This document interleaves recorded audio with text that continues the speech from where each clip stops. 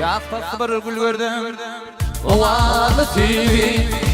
yaş kalma vakti duygudur duygu dinledim bir film kalmadı kaygı aklım hayran alan bölkümü yargı Rüyada yıkanır güllerin şeylerin yedi güllerin yürüme güllerin yürüme bıyıkların rihan vurdum gelin dur kıvı yargı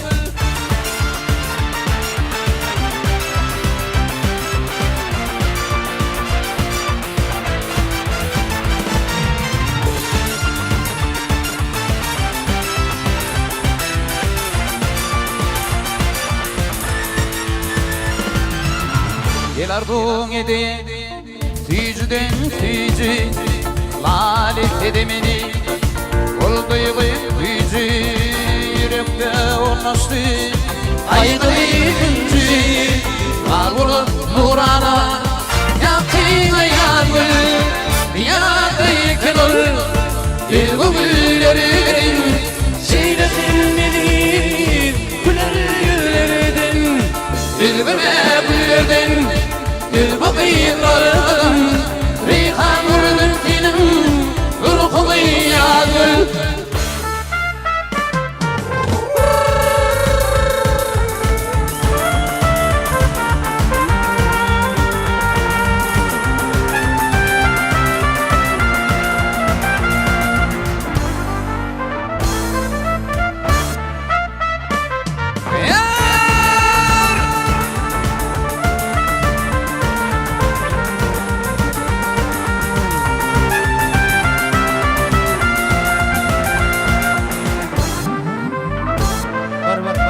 Başakir acayip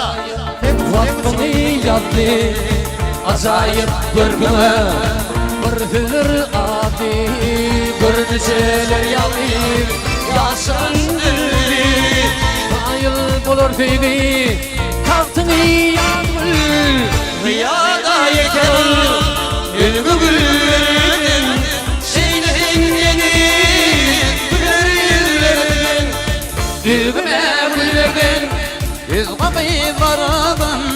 Reyhan vurdum senin Dur kılıyarım